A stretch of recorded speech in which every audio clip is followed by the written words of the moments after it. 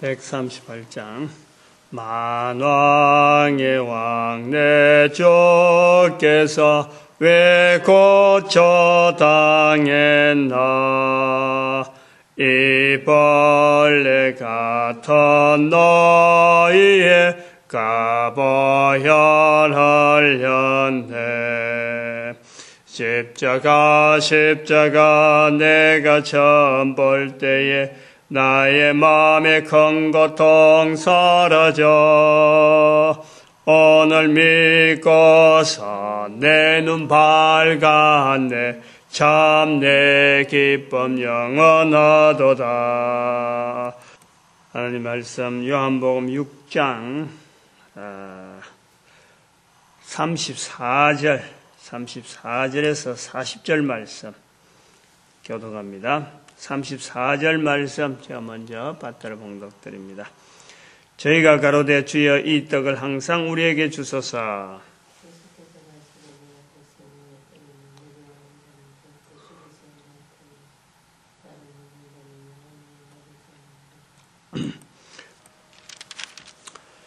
요한복음 6장 34절에서 40절 말씀 계속되어지는 예수님과의 유대인과의 대화 내용들을 기록하고 있으면서 마지막 날이라 하는 어떤 단어가 이게 지금 요한복음 6장 39절 40절에 두 번 반복해서 나오고 또 나중에 이제 44절에 가면은 또 나옵니다. 마지막 날에 이 마지막 날에라고 하는 표현에 대해서 오늘 아침에 조금 구체적으로 좀 알아볼 그런 필요가 있다 이래 보는데 우선 이 표현들이 계속되어지는 어떤 상황은 5,000명 남자만 있는 5,000명을 먹인 떡 먹인 사건 마태, 마가, 누가 공간복음에 다 기록되어 있는 내용이지만은 또 그리고 요한복음에도 기록되어 있는 조금은 특별한 어떤 이적에 대한 반응이죠. 사도들의 반응, 또 복음서를 기록한 자들의 반응이기도 한데 이 내용이 기록이 돼야 된다 하는 어떤 필요성이 다들 기록하는 사람들은 다들 이렇게 가지고 있는 거예요. 우리가 글을 쓴다라고 할 때 우리가 쓴 글을 우리는 읽는데 그냥 글이 읽혀지니까 단순하게 뜻이 뭐며 이 글은 어떤 내용이다 하고 우리는 이렇게 쉽게 이렇게 받아들이죠. 근데 이렇게 성경뿐만 아니라 신문을 읽어도 마찬가지고 잡지를 읽어도 마찬가지고 또 한편으로는 우리가 영어를 잘 사용하지만은 영어 한 문장을 이래 봐도 읽혀지는 것만 우리는 보는 거죠. 읽혀지는. 근데 그 글을 기록한 사람의 입장이라든지 기록한 사람들이 바라보는 어떤 방향 이거는 우리는 거의 무시합니다. 내가 당장 읽고 내한테의 정보를 이렇게 만들어 버리죠. 그러면은 읽는 글을 기록한 자에 대한 거는 우리가 거의 고려 안 해도 내가 어디서 얻은 정보를 어떤 내용들을 읽었다 정보를 가지고 있다 그것에 대해서 그 글의 신뢰도 어디에서 읽었기 때문에 그것은 아주 중요한 자료 특히 아니면은 분명한 자료일 것이다 라고 우리는 대신 기록된 걸 가지고 읽기 때문에 대신 우리는 이야기를 하는 겁니다. 근데 성경은 다른 책도 그런 것이 없잖아 있지만은 성경은 우리가 또 봐야 될 것이 뭐냐니까 기록한 자의 의도에 하나 더 나아가야 되는 부분이 있어요. 성경뿐만 아니라 다른 책도 가능은 합니다. 가능한데 일반적으로 성경 자체를 우리가 볼 때에 이거는 그냥 우연히 기록된 거, 또 기록한 의도들이 다들 있음에도 불구하고 이렇게 성경으로 구성이 되어 있는 부분에서 기록한 사람 외에 또 한 분의 어떤 그 의도가 있다. 사람이 아닌 이런 글을 통해서 전달되어지고 또 이것이 전해지고 그 마침내 그 어떤 목적한 바가 있어서 이 책을 기록되어지도록 이제 배려하고 기록한 자들의 의도하고 기록한 자들의 마음을 감동시키고 또 그 주변의 그 환경들을 통해서 기록할 수 있도록 만들어가는 이런 섭리를 우리는 또 한편 배려를 하고 고려하고 그걸 또 익혀 받아들이려고 하는 것이 바로 우리가 이 성경의 기록의 뒷면에 전체를 섭리하신 분을 하나님이라 하는 것을 우리가 두고 있단 말이에요. 하나님이라. 성경에 대해서 바른 자세를 가지려고 애를 많이 쓰는 그런 자들이 거의 대부분이 바로 이 부분을 인정하는 거예요. 이 부분은.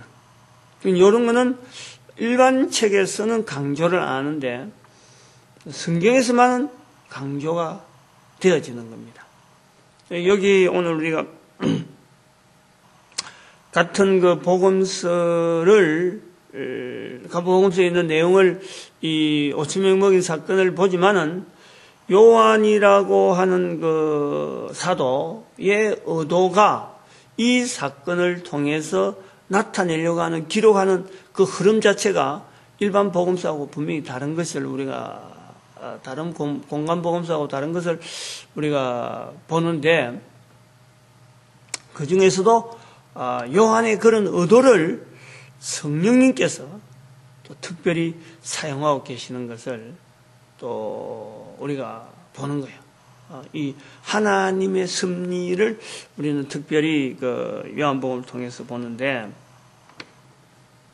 다들 복음서 마태복음, 마태복음 보면대로 하나님께서 같은 그 예수님의 그 행적을 두고 마태는 마태복음대로 마태가 의도한 대로 성령님이 바라시는 어떤 의도 그것을 우리가 찾아볼 수 있고 마가복음이나 누가복음도 분명히 볼 수가 있습니다. 그런데 요한복음 우리가 읽으니까 요한복음에서는 특별히 이 글이 또 보인단 말이죠.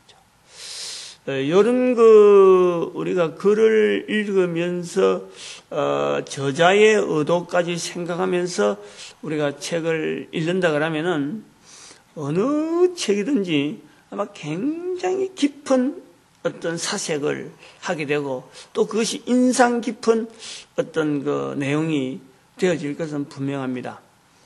근데 이제 특별히 그 저자의 의도보다 더 앞서서 더 나아가서 하나님께서 관계하는 또 그런 표현이다라고 할 때는 이건 어떤 그 인상보다는 하나님의 의도의 내용이 뭔가 하면서 찾아보는 것은 우리의 믿음이에요. 믿음. 믿음의 어떤 이 고리, 이것을 어디다가 그러면 믿음을 나타낼 것이냐 할 때 그것을 보여주는 하나의 그 실체가 예수님이죠, 예수님. 우리 요한복음 6장에서 그 떡 사건을 통해서 유대인들이 예수님을 만나서 이야기하는 내용을 우리는 읽는단 말이에요. 그런데 유대인들은 직접 만나잖아요. 그러면은 유대인들이 만났기 때문에 얼마나 정확하게, 얼마나 구체적으로 예수님에 대해서 알지 모릅니다. 정보가 읽는 사람은 한 줄의 문장을 갖고 읽지만은 만나는 사람은 한 줄의 문장 속에서 그 만나는 대상에 대해서 전체를 다 지금 보고 있는 거예요. 지금 저 사람이 어디서 태어났고 어디서 자라와서 지금 재산이 얼마나 지금 주변에 있고 그 다음에는 요 시간까지 도대체 무슨 일을 했다. 이 정보를 이미 다 알고 만나는 거예요. 키가 얼마다, 옷은 뭘 입었다, 옷 색깔은 뭐다, 지금 신발은 뭐 신었다. 한눈에 탁 보면서 만나니까 그 예수님에 대한 정보는요, 우리보다 훨씬 더 많다는 거예요. 많다는 거예요. 그런데 이제 우리 성경에서 우리가 느끼는 것이 뭐냐 그러니까, 예수님을 만나러 왔는데도 불구하고, 만나는데도 불구하고, 그것도 그에 대한 예수님에 대해서 알아보려고 하면 말이죠. 뭐 여러 가지 자료를 통해서 얼마든지 당시의 상황을 통해서 뭐 직접 발로 뛰면서 구체적으로 알아볼 수 있는 그런 상황임에도 불구하고, 예수님에 대해서 많은 내용을 알고 있음에도 불구하고 표현하는 예수님의 표현이 보니까 너희는 나를 믿지 아니한다 이라는 거예요. 믿지 아니한다. 우리는 글로 된 기록을 통해서, 성경의 글로 된 기록을 통해서 저자, 기록하는 의도, 기록하는 자의 의도도 하나님의 보내신 예수 그리스도를 믿게 하려고 하는 내용으로 이 글을 우리가 읽는 거죠. 마태복음도 마찬가지고, 마가복음도 마찬가지고, 누가복음도 마찬가지고, 요한복음도 마찬가지. 똑같은 이 오병이어의 사건을 두고 그 기록한 저자들의 의도는 읽는 자들 하여금 예수님을 믿게 하려는 거예요. 그리스도로 믿게 하려는 거예요. 마찬가지로 그들을 기록하는 자들을 섭리하여 주신 하나님, 성령 하나님의 섭리도 역시 또 예수님을 믿게 하려는 거예요. 한 줄의 글을 통해서. 공통된 거죠. 그것이 이제 딱 맞아가는 거예요. 그래서 우리가 이 성경을 하나님의 말씀이다 하고 그 의도, 기록한 저자의 의도와 하나님과의 기록하게 만드시는 하나님의 의도에서 이게 부합되니까 우리가 이것을 하나님의 말씀이다 하고 우리가 보는 거고, 우리가 그것을 딱 읽으면서 그 중심에서 이거는 지금 하나님을, 예수님을 지금 믿게 하려는 거다, 읽는 자를 믿게 하려는 거다 하고 반응이 되어질 때 그것이 우리에게 나타나는 것이 뭐냐, 믿음이라 하는 것이 싹이 타는 거예요. 예수님에 대한 믿음을 믿어가는 거예요. 이걸 가지고 막 비판하고 이건 뭐 저자의 어떻고 하나님의 어떻고 막 이걸 가지고 내는 이렇게 안 본다 쌓고 막 이래서 하면은 그게 대한 믿음이 나오는 것이 아니라 그게는 사람의 생각, 내 생각, 내 형편을 가지고 성경을 막 이렇게 저렇게 분해하고 생각하고 말하고 하는 이런 어떤 그 견해가 나오는 거예요. 견해. 이런 걸 우리가 좀 바라보는데, 예수님을 보면은 훨씬 더 많은 정보가 있음에도 불구하고 본 자들이 예수님을 안 믿는단 말이에요. 안 믿는다. 그렇다면은 많은 정보를 통해서도 예수님을 안 믿는 자는 반드시 책임이 있다. 적어도 예수님에 대해서는 그렇다는 거예요.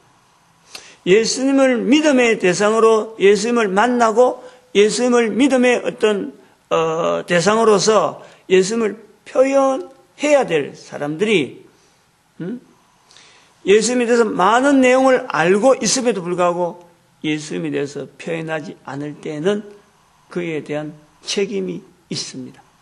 그에 대한.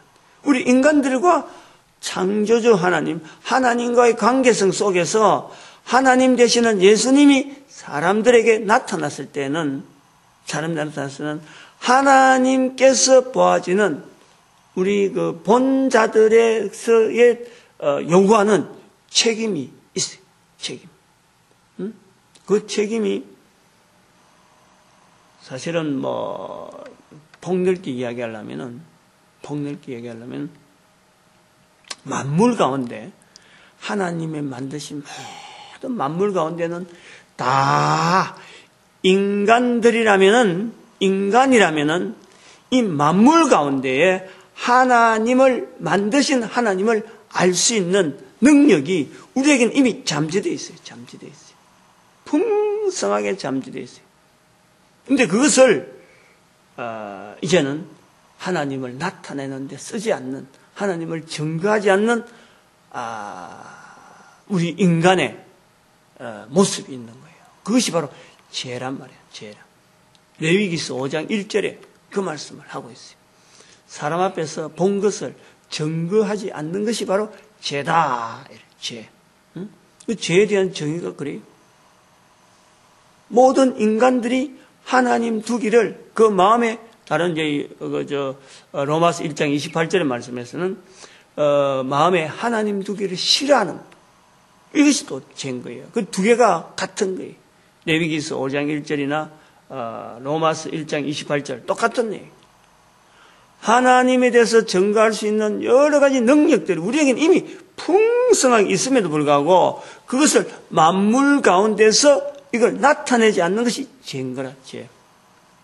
근데 이것을 보다 더 구체적으로 한 통로를 통해서 어떤 그 렌저라면 어쩜 레이저 빔, 어떤 빛의 어떤 통로를 통해서 더욱더 분명하고 선명하게 알아낼 수 있도록 우리에게 보여주신 분이 바로 예수님이라. 예수님이 이 땅에 오신 것은 하나님을 인간들이 알아내도 또 하나님에 대한 표현을 하도록 하나님을 그 마음에 두기를, 하나님에 대해서 증거하기를 하나님은 만물을 통해서 원하셨는데 그것을 잘 하지 못하는 인간의 죄, 인간에게 있는 이 죄라고 하는 에덴 동산에서부터 이것이 나타나서 결국은 에덴 동산에서 쫓겨나는 이 첫사람의 걸음부터 시작해서 모든 인류에게 있는 이 죄, 이것을 관통해서 죄 속에서 있음에도 불구하고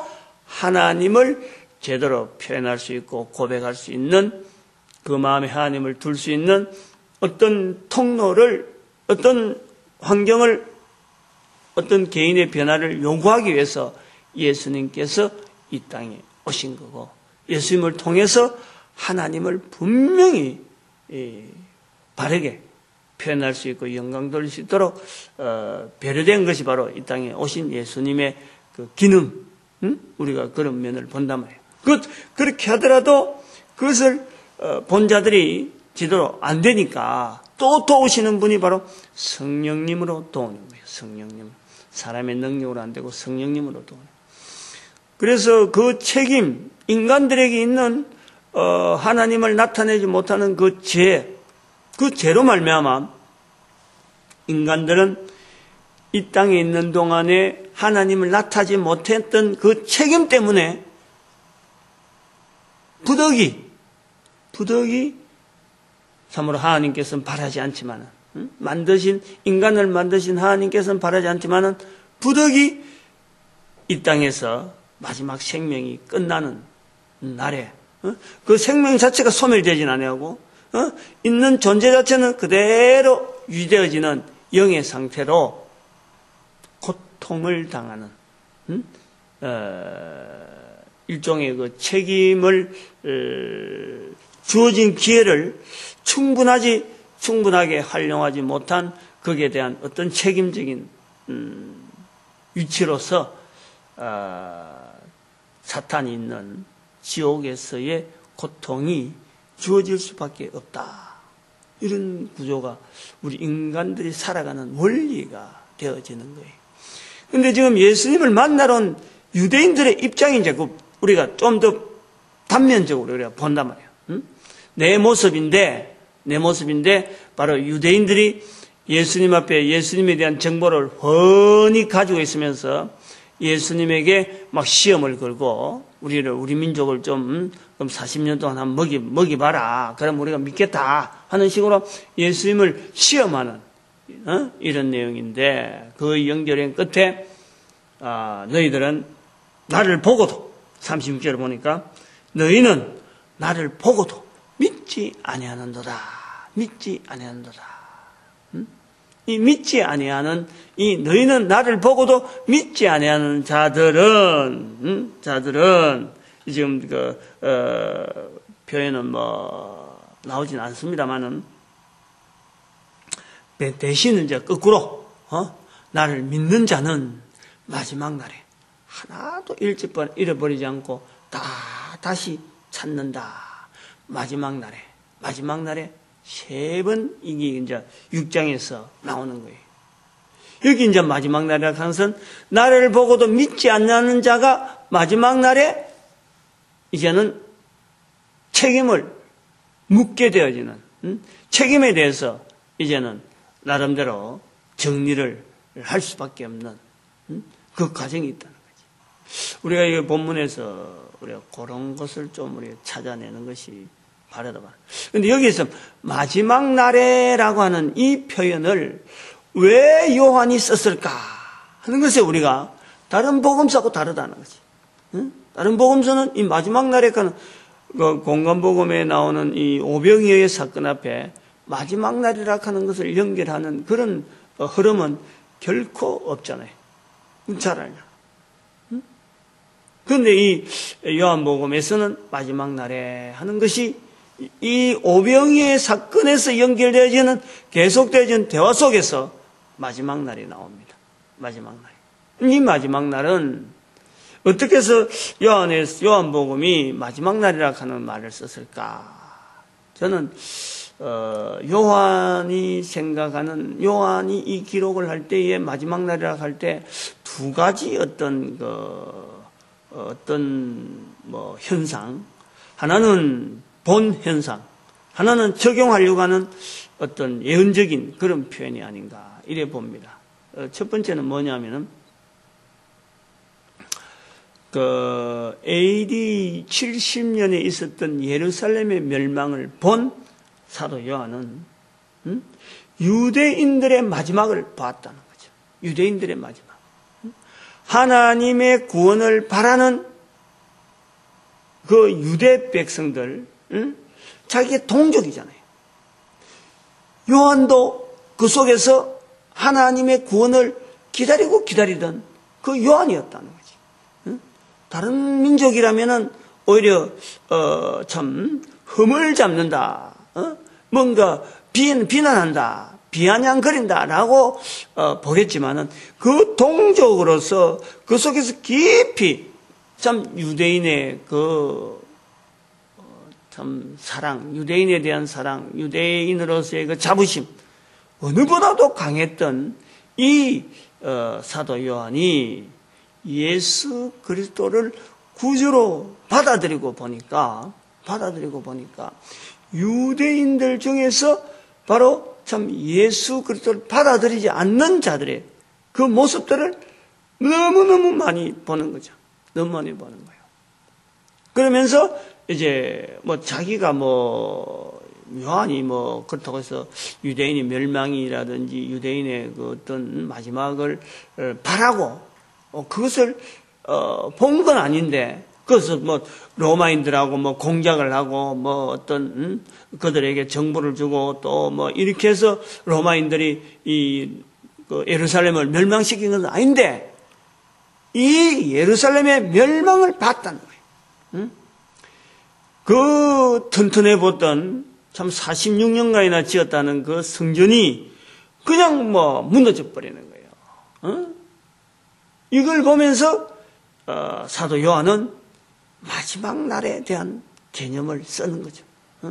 유대인들의 마지막이 있다라는 거지. 유대인들의 마지막. 그래서 지금 복음 현장에, 사도 요한의 복음 현장에는 유대인들의 그 어떤 개념이, 유대인들이 표현하고 있는 그 단어에 대해서 이 예수 그리스도를 사람들에게 알리는 이런 그 환경이 다른 복음서에는 있는데 요한에는 그 복음서가 사라질 정도로 저들의 행적 자체가 로마사에서 싹 죽어버리는 거예요.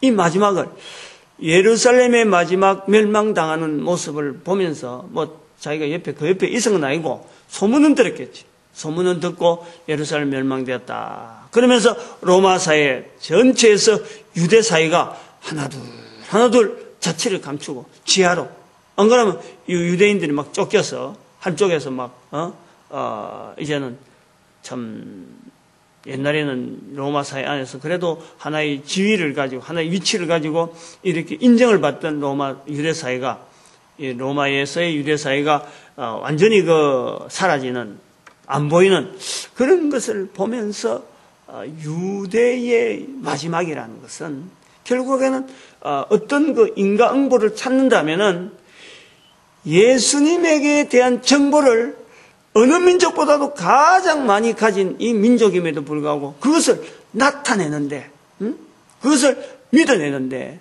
이 유대인들이 기여를 하지 않는구나. 예수님이 직접 그 땅에 태어났고 같이 호흡하고 같이 살았는데 십자가에 죽기까지 그 예수 그리스도를 죽이심으로 인해서 믿지 아니하는 유대인들의 모습을 통해서 마지막 날에 라고 하는 이 예루살렘 멸망을 사도 요한은 지금 이 표현에서 나타내고 있는 거예요. 마지막 날에. 칼은 총은 없지만은 사람들 막 무자비하게 죽이는 그 잔혹한 그 예루살렘의 멸망의 날. 그래서 얼마나 죽었고 우리 친척이 죽었고 요한의 친척도 분명히 이건 있다가 죽었을 거예요. 그 요한의 후손들도 뭐 조카들이나 뭐 손자들 그 먼 친척에 되는 이런 사람들이 막 죽음의 소식들이 들었을 거예요. 요한은. 그것을 마지막 날이라 하는 것에 대한 이 표현 속에 두고 있다. 그래 보고 있고 또 하나의 마지막 날이라 하는 것은 바로 로마 사회를 두고 있는 겁니다. 로마 사회. 유대인들이 바라보는 것은 바로 하나님께서 이 땅에 오셔서 구세주를 통해서 이 유대인들의 구원을 바라보고 있던 이 유대인들이었는데 유대인들이 멸망당할 정도라면은 지금 복음을 전하는 지금 사도가 예수 그리스도에 대해서 지금 이렇게 전하고 있단 말이에요. 그런데 그렇게 전하고 있는 이 그리스도를 이 로마 사회가 믿지 않는 자세로 그대로 사회 속에 이것을 그냥 흘러보낸다면은 로마 사회인들 별 수 있느냐? 그래서 마지막 날에 내게 오는 자들을 내가 다 구원하리라 하는 것을 나타내고 있는 거예요. 나타나고. 그런데 우리는 이제 결국은 그 로마 사회가 사도 요한이 소천하고 난 뒤에 476년 AD 476년 한 200~300년 뒤에 400년 뒤에 476년에 로마가 함락이 됩니다. 로마도 결국에는 마지막 날이 온 거예요. 그리고 1453년에 또 동로마 제국까지 서로마 제국이 476년, 동로마 제국이 1453년에 멸망당하는 거예요. 그러면서 아직도 로마라 하는 이름은 여전히 남아있고 또 다시 예루살렘에서 이스라엘이라 하는 이름은 여전히 남아있는 시대가 지금이라. 지금 오늘 우리가 살고 있는 지금 똑같이 보는 거예요.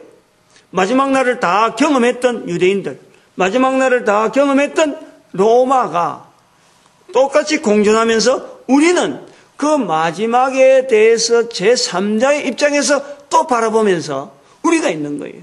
우리가 마지막 날, 유대사의 마지막 날, 로마사의 마지막 날을 바라보는 우리가 있는데 여전히 이스라엘은 아직 그 자리에 팔레스타인에 있고 2000년의 세월이 지난 지금에 있다.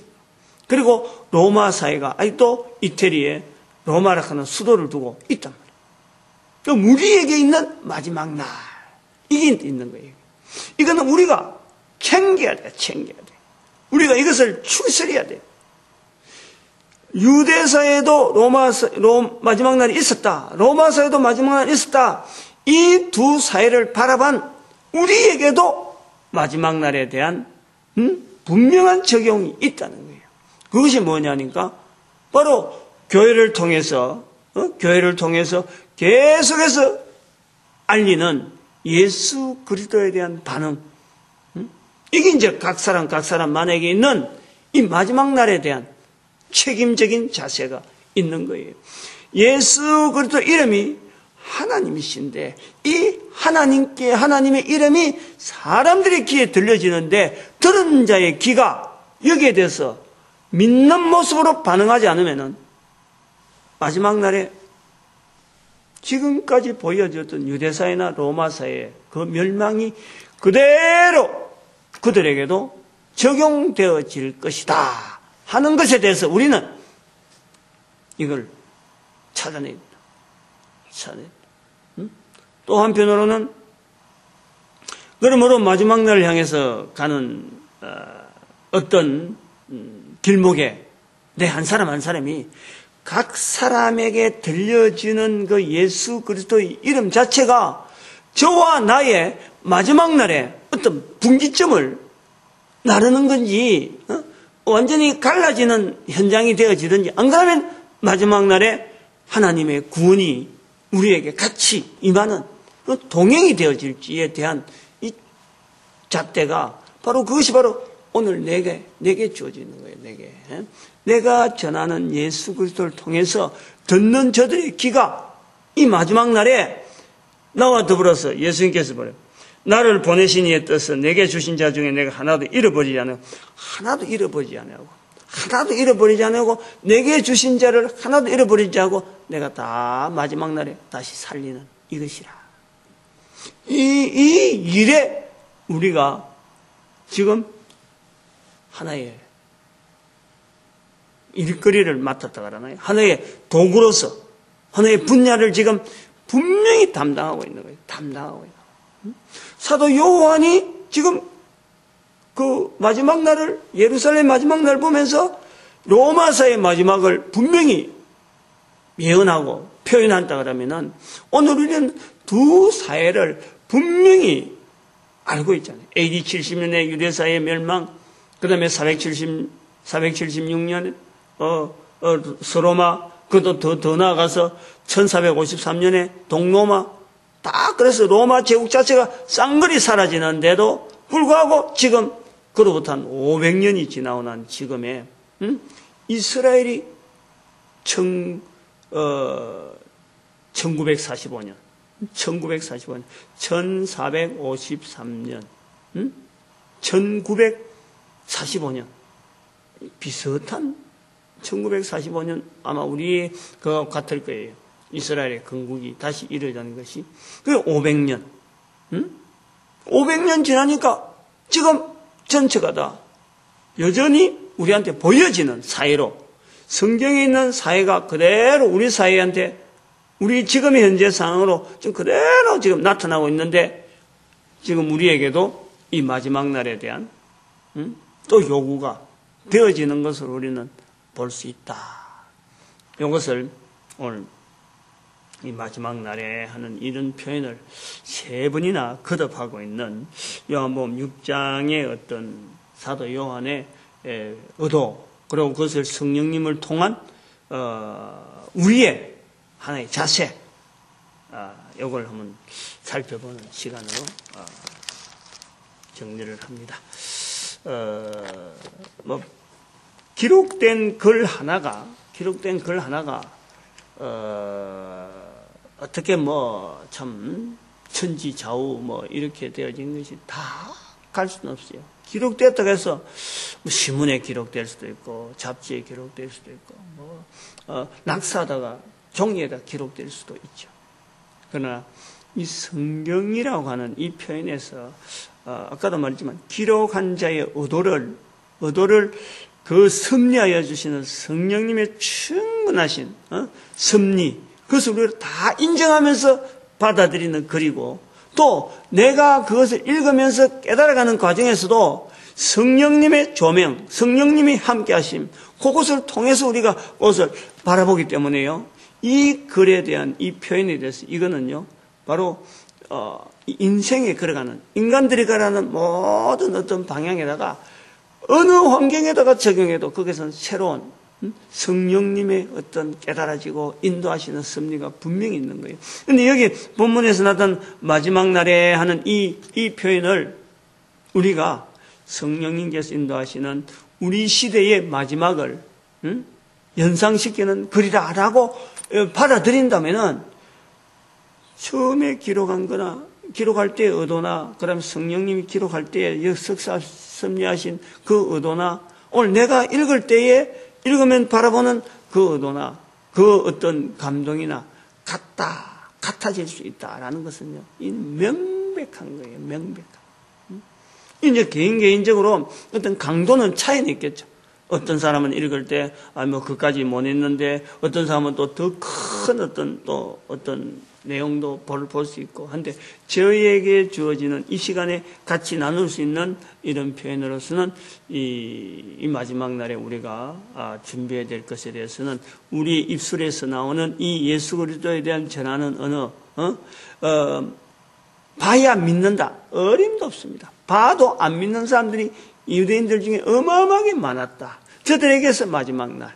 또 지금 우리에게는 예수 그리스도를 많이 들려주는데 들은 자들에 대한 이 마지막 날. 또 내가 전해야 되는데 불구하고 전하지 않는 만약 그런 자리에 내가 있다면은 그 마지막 날에 있어서의 이 가름대 분명히 책임져야 될 일이 분명히 있을 것이다.